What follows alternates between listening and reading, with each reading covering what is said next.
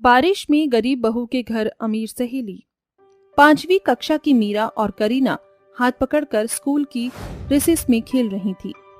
आओ मिलो, सीलो सालो, कच्चा धागा, रेस लगा लो। आओ मिलो सीलो सालो, कच्चा धागा, रेस लगा लो। 10 पत्ते दौड़े, एक पत्ता कच्चा, हिरन का बच्चा। हिरन गया पानी में, पकड़ा उसकी नानी ने। नानी गई लंदन, वहाँ से लाई 2 कंगन। कंगन गए टूट, नानी गई रूठ। नानी को मनाएंगे, रसमलाई खाएंगे। रसमलाई अच्छी, उसमें पाई मच्छी। मच्छी में काटा, तेरा मेरा चाटा। आउच! बहुत जोर की मार दिया तूने करीना। आउच! तूने भी तो मारा पागल, मीरा की बच्ची। हे मजा आता है ना यार इससे। हाँ यार, ये बात तो तूने बिल्कुल ठीक कही है। बारिश का मौसम हो रहा है, बारिश आने वाली है। मीरा के इतने कहते ही झमाझम बारिश होने लगती है। वाओ यार, बारिश आ गई। अब हम भीगेंगे, मजा करेंगे। उस कीचड़ वाले गड्ढे में चले कूदने, मजा आएगा। पर तेरी मम्मी ने तुझे डांटा तो तेरे कपड़े खराब हो गए। पर मेरी मम्मी तो कुछ नहीं बोलेंगी। अरे चल यार, मैं अमीर हूँ, मेरी मम्मी मुझे एक और ड्रेस दिला देंगी। हम चलते हैं। ये दोनों सहेलियां एक दूसरे का हाथ पकड़कर कीचड़ के पानी में बारिश में कूदने लगती हैं और बारिश के मजे लेती हैं। उन्हें बारिश का मौसम बहुत पसंद था। दोनों के बीच इतनी गहरी दोस्ती थी कि उनके बीच अमीर गरीब की दीवार नहीं थी। दरअसल मीरा एक गरीब परिवार से थी। उसके बावजूद भी करीना सब जानकर उसकी दोस्त बनती है। हमेशा उसका क्लास में, पढ़ाई में, खेलकूद में उसका साथ देती है। वक्त के साथ दोनों सहेलियां बड़ी हो जाती हैं। एक दिन कॉलेज की पार्टी के लिए तैयार होकर करीना मीरा के घर आकर कहती है, मीरा, ये क्या, तूने अभी तक सूट ही पहना हुआ है, तो तैयार क्यों नहीं हुई? पार्टी में जाना नहीं है क्या? जानती है ना, फेयरवेल पार्टी में सबको आना है। हाँ यार, पर मेरे पास अच्छे कपड़े नहीं है, ये तो तू जानती है ना सैंडल है, इसीलिए मैं नहीं जाना चाहती। पुराने कपड़ों में भी जाऊंगी तो मेरी बेइज्जती हो जाएगी, इसलिए मुझे नहीं जाना। अरे तू मेरे होते हुए ऐसा कैसे सोच सकती है? तू जानती है ना, तेरी सहेली तेरे कहते ही हर चीज ले आएगी। ये कपड़े क्या चीज हैं? चल तुझे मॉल से कुछ दिला कर लाऊं। ऐसा तैयार करूंगी कि सब देखते ही रह जाएंगे। ये कहते ही करीना उसे मॉल से अच्छे कपड़े दिलाकर पार्लर से रेडी कराती है, जहाँ उसकी काया ही पलट जाती है। देखा तू, कितनी सुंदर लग रही है। कॉलेज में तेरा कोई मजाक भी नहीं उड़ा सकता। उल्टा लड़के तुझे देखकर तेरे दीवाने हो जाएंगे। वो तो है, क्योंकि ये सब मेरी बेस्टी करीना का कमाल है। अब जल्दी चल, वरना फेयरवेल पार्टी खत्म हो जाएगी, फिर कोई लट्टू भी नहीं होगा तुझ पर। दोनों फेयरवेल पार्टी में पहुंचती हैं कि निखिल और सम्राट मीरा को देखकर हैरान रह जाते हैं। ये तो अपनी कॉलेज की गरीब मीरा है ना, जरा देख तो, इसकी अमीर सहेली के कारण इसकी काया ही पलट गई। महंगी ड्रेस, महंगी सैंडल। हाँ भाई, अरे तू भूल गया क्या, इसकी अमीर सहेली ने इस पर पैसे खर्च किए हैं, तभी तो इतनी सुंदर दिख रही है। इन गरीब लोगों की फितरत ही ऐसी होती है, अमीरों के साथ दोस्ती कर बैठते हैं और उनके पैसे खाते हैं। बंद करो अपनी बकवास, बहुत बोल दिया तुम लोगों ने। ये बोलकर मीरा वहाँ से चली जाती है।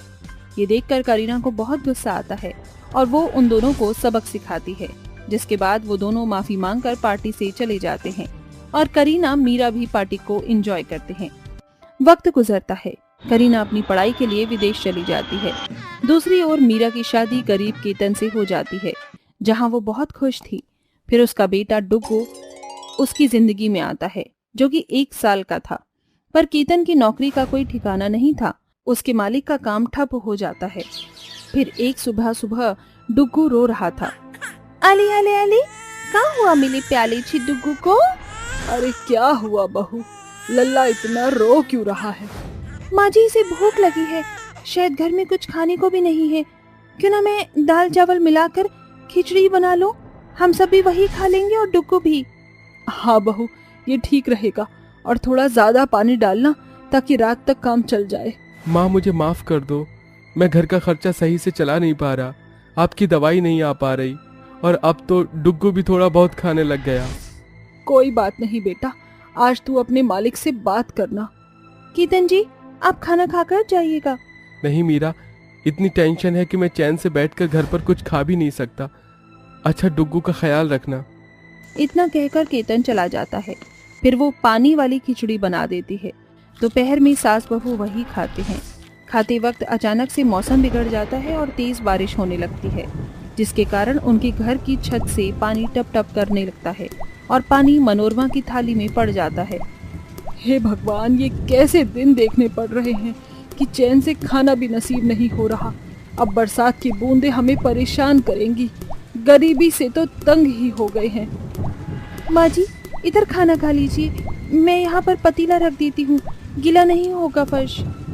शाम को केतन घर पर वापस आता है तो जगह जगह पतीले और बाल्टी रखा हुआ देखकर कहता है, ये क्या, अब हमें इस चीज से भी जूझना पड़ेगा।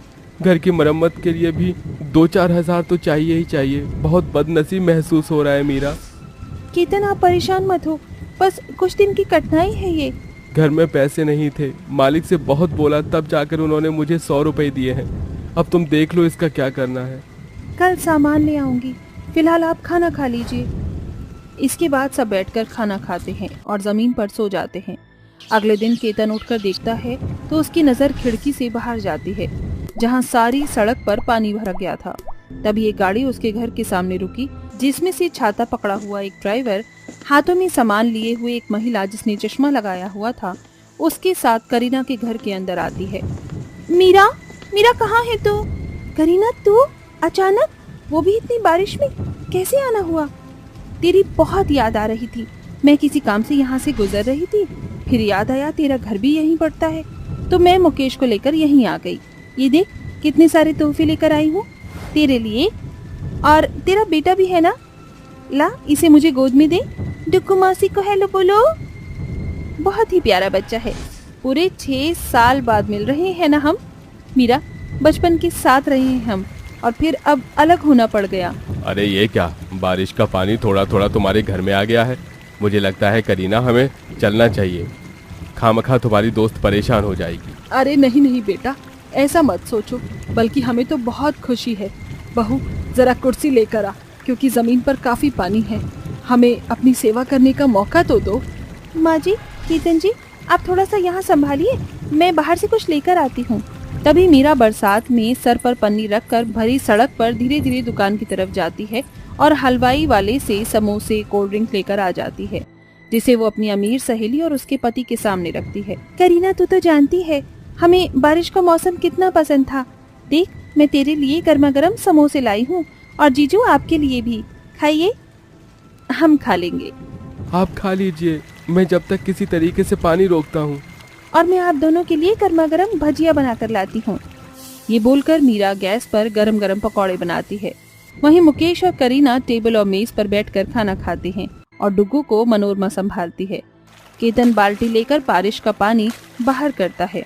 घर की ये दशा देखकर करीना बिना बताए मीरा और उसके ससुराल वालों को मदद करने की ठान लेती है। इतने में मीरा आती है। ये लीजिए, आप दोनों के लिए गर्मा गर्म भजिया तैयार हैं, वो भी हरी चटनी के साथ। खा लीजिए। अच्छा मीरा, मेरी एक बात सुनेगी? मेरी सास यहाँ पर नहीं है और यहाँ बारिश भी बहुत है, तो क्यों ना आप सब लोग कुछ दिन के लिए मेरे घर पर आ जाओ। इतने में बारिश का पानी भी सूख जाएगा और मैं डुग्गू के साथ खेल भी लूंगी। अरे केतन भाई साहब, मेरे ऑफिस में एक एम्प्लॉय की जगह कम हो गई है, तो क्या आप आ जाओगे? मुझे आप जैसा भरोसेमंद आदमी चाहिए। सच में आपको अपनी कंपनी में ज़रूरत है तो मैं आपका सुझाव स्वीकार करता हूँ। जब तक मैं भी इस घर की मरम्मत करवा लूँगा, बारिश के पानी से खराब हो गया है। हाँ हाँ बिल्कुल जीजू। मीरा, आजा बैठ जा, तू भी मेरे साथ चाय पकौड़े खाकर बातें करना।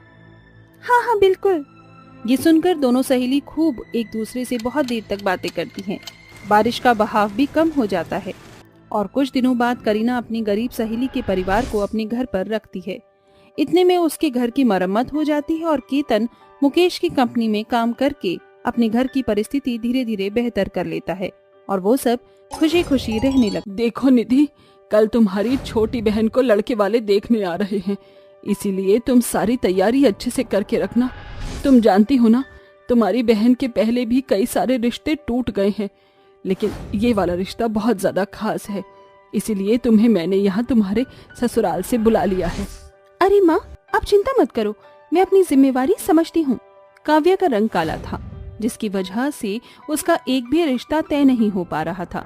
निधि और उसकी माँ कल्याणी इस बात से बहुत ज्यादा परेशान थे, लेकिन उन्होंने हार नहीं मानी थी। ये लीजिए, मेरी बहन काव्या ने अपने हाथों से गर्मा गर्म पकौड़े और नाश्ता तैयार किया है, खाइए, आपको बहुत अच्छे लगेंगे।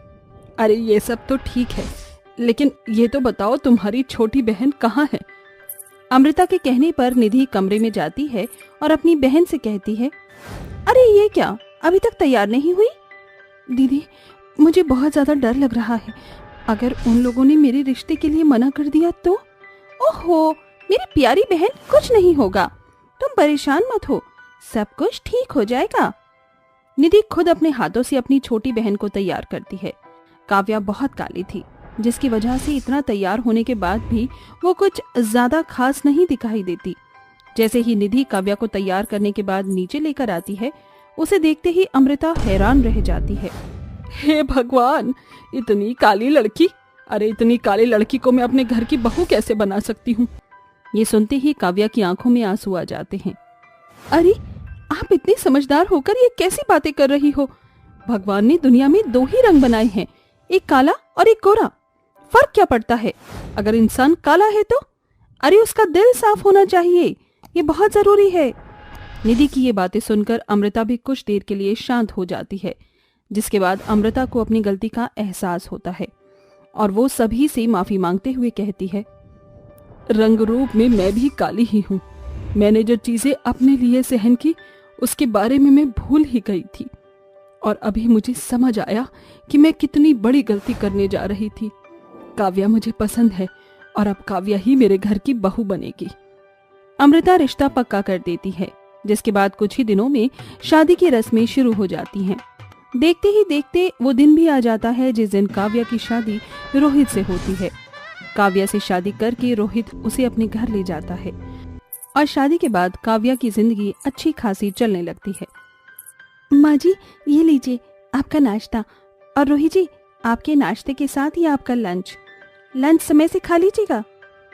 अरे बहू, जब से तू इस घर के अंदर आई है, तूने पूरे घर को बहुत अच्छे से संभाला है। भगवान तुझे इसी तरह सलामत रखे। अमृता से आशीर्वाद लेने के बाद काव्या बहुत खुश होती है और खुशी खुशी रसोई में जाकर खाना बना रही होती है। तभी उसके फोन पर उसकी बड़ी बहन की कॉल आती है। अरे वाह, यकीन ही नहीं होता, आज इतनी सुबह सुबह तुमने मुझे याद किया। बताओ, कोई बात है क्या? दूसरी तरफ निधि बहुत जोरों से रो रही होती है। निधि और रोते हुए कहती है, मेरी दुनिया उजड़ गई, मैं बर्बाद हो गई, सब कुछ चला गया, मेरा पति अब इस दुनिया में नहीं रहा। मैं विधवा हो गई हूँ, मेरी बहन, मैं विधवा हो गई हूँ। ये सुनते ही काव्या के हाथों से फोन छूट जाता है और वो रोने लगती है, जिसके बाद वो अपने परिवार के सभी सदस्यों को इसके बारे में बताती है। सबको बहुत अफसोस होता है, जिसके दौरान रोहित अमृता से कहता है, मेरी मानो तो तुम अपनी बहन के पास चली जाओ, उसे अभी तुम्हारी जरूरत है। आपने बिल्कुल सही कहा, मेरी बड़ी बहन ने हमेशा से मेरा साथ दिया है, आज उसे मेरी बहुत जरूरत है, मुझे उसके पास जाना चाहिए। काव्या अपना सामान पैक करती है और अपनी बहन के पास पहुंच जाती है। कुछ दिन उसके पास रुकने के बाद काव्या उसे अपने साथ अपनी ससुराल ले आती है। तुम्हारे साथ जो भी हुआ बहुत बुरा हुआ, और काव्या बहू ने बहुत अच्छा किया जो तुम्हें यहाँ पर ले आई। यहाँ पर रहकर तुम्हारा दिल भी बहल जाएगा। मेरी जिंदगी तो बेरंग हो गई है माँ जी, अब मैं आपको क्या बताऊं, मेरी बहन मेरा बहुत साथ दे रही है। लाओ, मुझे ये सारा सामान दे दो, मैं आपका सामान कमरे में रख देता हूँ। रोहित निधि का सारा सामान अपने कमरे के बराबर वाले कमरे में रख देता है, जिसके बाद निधि उसी कमरे में रहने लगती है। कुछ ही दिनों में निधि अपनी छोटी बहन के ससुराल में आकर अच्छे से रहने लगती है और सभी के साथ घुल मिल जाती है। ऐसा लगता है जैसे उसकी जिंदगी का गम धीरे धीरे जा रहा हो। तो वहीं निधि को मन ही मन रोहित भी पसंद आने लगता है, क्योंकि रोहित उसे हमेशा बहुत अच्छे से ट्रीट करता है। अरे ये क्या, इतना सा खाना खाओगे तो फिर तंदुरुस्त कैसे होगे? ये लो, एक रोटी एक्स्ट्रा खाओ। क्या बात है, आपने मुझे तो कभी एक्स्ट्रा रोटी नहीं दी। क्योंकि तुम पहले ही पेट भरकर खाना खा लेती हो, इसलिए तुम्हें जरूरत ही नहीं पड़ती कहने की। सभी लोग हंसी मजाक करके खाना खा रहे होते हैं, लेकिन ये हंसी मजाक कब दुखों के पहाड़ की तरह टूटने वाला था, किसी को इसका अंदाजा भी नहीं था।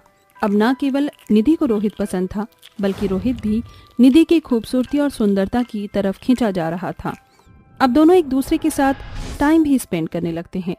अच्छा, मैं छत पर जा रहा हूँ, अगर तुम्हें आना हो तो आ जाना। नहीं जी, मुझे तो अभी बहुत सारे काम करने हैं, पहले मैं सारे काम कर लूं, उसके बाद सोचूंगी। काव्या ऐसा कहकर घर के कामों में लग जाती है, तो वहीं रोहित छत पर पहुंच जाता है। छत पर पहले से ही निधि मौजूद थी। आ गए आप? आपका ही इंतजार था मुझे। निधि रोहित को ऐसा कहकर गले से लगा लेती है। रोहित भी निधि से छत पर प्यार भरी बातें करने लगता है। काश मेरी शादी तुम्हारी छोटी बहन नहीं बल्कि तुमसे हुई होती, तो आज हम दोनों बहुत खुश होते। आपने बिल्कुल सही कहा, लेकिन अब कर भी क्या सकते हैं? मेरे पास एक प्लान है। माँ को और काव्या को कुछ दिनों के लिए घर से बाहर भेज देते हैं, और इस बीच मैं तुम किसी बहाने घर पर रुक जाना, इसके चलते हमें थोड़ा सा वक्त मिल जाएगा। रोहित अपने प्लान के बारे में निधि को सब कुछ बता देता है, जिसके बाद रोहित अपनी माँ और अपनी पत्नी काव्या को बाहर घूमने की प्लानिंग बताता है, जिसे सुनकर सब लोग तैयार हो जाते हैं और सभी की टिकट हो जाती है। जाने वाले दिन अचानक से रोहित के लिए एक अर्जेंट मीटिंग के लिए कॉल आ जाता है, तो वहीं दूसरी तरफ निधि पैर में मोच आने का बहाना बना देती है। मुझसे बिल्कुल भी चला नहीं जा रहा। मुझे तो आज ही बहुत जरूरी मीटिंग के लिए जाना है। अगर ऐसी बात है तो हमें कहीं नहीं जाना चाहिए। अरे नहीं काव्या, तुम माँ के साथ निकलो, मैं पीछे से तुम्हारी बड़ी बहन का पैर डॉक्टर को दिखाने के बाद उसे अपने साथ ले आऊंगा। रोहित की बात मानकर काव्या अमृता के साथ चली जाती है। उनके जाने के बाद निधि और रोहित एक दूसरे को गले से लगा लेते हैं और बहुत खुश होते हैं। उस दिन वो पूरा दिन साथ में रहते हैं। रात को रोहित अपने हाथों से निधि के लिए खाना बना कर लाता है। अरे मेरी जान, देखो मैंने अपने हाथों से तुम्हारे लिए खाना बनाया, ये लो मेरे हाथों से खाओ। रोहित अपने हाथों से निधि को खाना खिला रहा होता है कि तभी अचानक से घर पर काव्या आ जाती है और वो अपने कमरे का दरवाजा खोल कर देखती है। उसके हाथों में उसके सूटकेस होते हैं। अपनी बहन और अपने पति को एक साथ उसी कमरे में देख काव्या की आंखों में आंसू आ जाते हैं। वाह बहन वाह, तुमने तो एक बार भी अपनी छोटी बहन के बारे में नहीं सोचा और मेरी सौतन बनने चली। मुझे तो बहुत दिनों से तुम्हारे ऊपर शक था, लेकिन मैंने कभी तुमसे कुछ नहीं कहा क्योंकि मैं तुम्हें रंगे हाथ पकड़ना चाहती थी। तभी वहां अमृता भी आ जाती है और कहती है, ये सब क्या बदतमीजी है रोहित, मैंने तुम्हारे बारे में ये कभी सोचा भी नहीं था। तुम इतने गिरे हुए होगे, तुम्हें तो अपना बेटा कहते हुए भी मुझे शर्म आती है। ये सब सुनकर रोहित अपनी नजरों में गिर जाता है और उसे अपनी गलती का पछतावा होता है। वो फौरन अपनी माँ और अपनी पत्नी के पैरों में गिर जाता है। मुझे माफ कर दो काव्या, मैं भटक गया था, आइंदा ऐसी गलती कभी नहीं करूंगा, मुझे माफ कर दो। रोहित को माफी मांगते हुए देख निधि भी अपनी बहन और उसकी सास से माफी मांगती है, जिसके बाद निधि अपना सामान पैक करके अगले ही दिन वहां से चली जाती है। काव्या भी रोहित को माफ कर देती है और उसके साथ जिंदगी में आगे बढ़ने का फैसला लेती है।